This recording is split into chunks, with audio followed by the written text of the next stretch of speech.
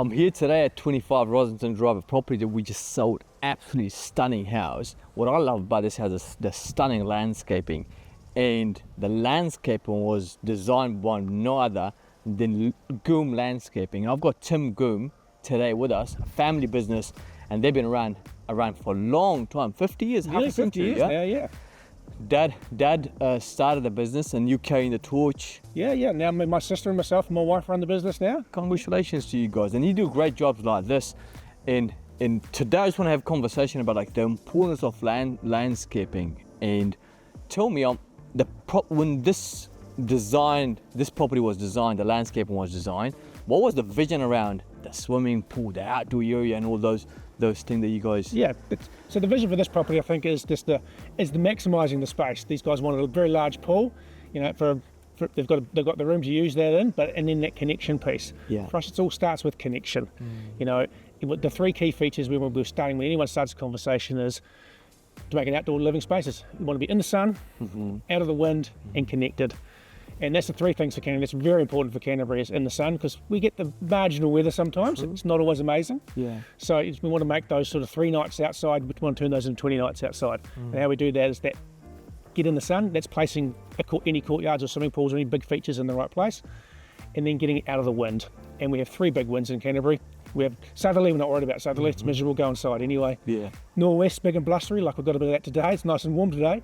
But easterly is a killer of all lovely afternoons, so we've got to get out of that easterly breeze. In West Milton, the easterly is a prominent wind. Yeah. And this one here is like done so beautifully. It's just like, it's that piece of the puzzle. It's that we're lucky in Canterbury when we can get out of the wind. We actually maximise our sun, our afternoon, evening sun by default. So those two play off each other really, really well. And the last piece of that puzzle is the connection. The connection piece is super important. If you're going to have a big pool on a property, make it a water feature first. You're going to use it. You're going to look at it a lot more than you're ever going to use it. So make it a beautiful big water feature piece of the puzzle and then play on it like that. And that starts our process. oh, you guys have done a brilliant job here for sure. What's the one piece that make a huge difference? What do you think? Getting scale right, I think, is important, especially when you're on large properties like this. You know, so often we come and there's lots of little pokey courtyards. We'd rather you maximise than have one decent chunk of something. Sure. You know, don't underestimate the size that is required. But even if you're in town in a smaller space, but getting the scale right is probably the most important thing that we see. Sure.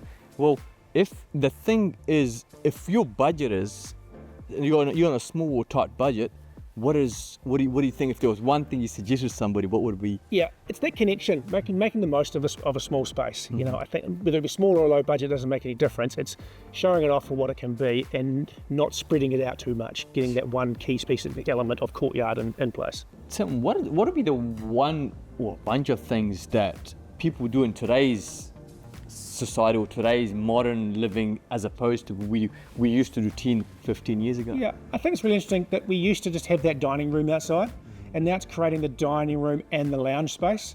So it's just, as you see behind us here, there's that real modern outdoor lounge space where you can start to add in fires, heaters, louvers, and really maximise that, even that midwinter outdoor living for Canterbury. Definitely the main thing that's changed over the last few years. So rather than having to walk through to outside and getting wet, you can just walk. Having that all year round outdoor space that you can crank the fire up and even have the TV out and watch the cricket and that sort of stuff can really make a big difference. That's the. But even if it's not the louver and all those thing, it's just having that 2 rooms, the extra room, that lounge space and that dining space. Now that's the big change. We saw obviously a lot of houses and people who usually come to us like, what do I need to do to make it look great without having to spend a whole lot of money? What do you think a few things that people can do that can help them maximize the value but don't spend a whole lot of money on?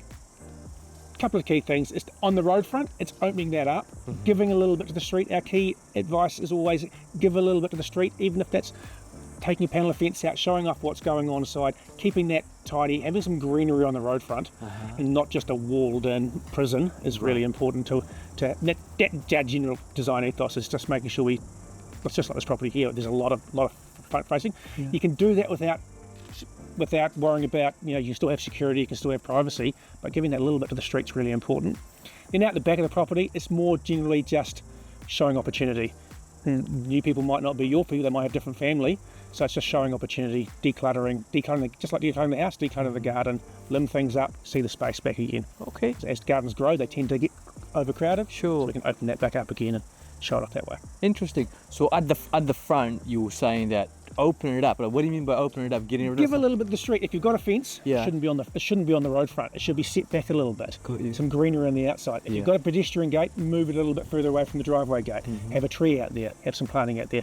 Just that real sense of arrival. Sure. Leading, And if you leading got to the front door. and if you got hedges and stuff overgrown, that needs to be tied. Obviously, keeping those there, and don't be afraid if there's something is truly overgrown. It's better not to be there sometimes because it takes up too much space and you can't see what's going on in the space. So Got you. And what do you think of that? I know I'm a big fan of, like, you know, white stones or bark areas that need to be. How do you feel about that? I'm curious. we would rather you didn't do bark. To be honest, the right mulch is better than bark. Okay. You know, bark can be detrimental to the health of a garden. Sure. Yeah, white stone. It all depends on the home. It's got to be in keeping with what's going on. Sure. You know, but a nicely manicured garden, mulched up properly, we feel looks much better than just a sterile space. Lovely. Tim, I appreciate your time today, and we look forward to doing business with you moving forward. Lovely. Thanks for the opportunity. Look forward to it. Pleasure. Thank you.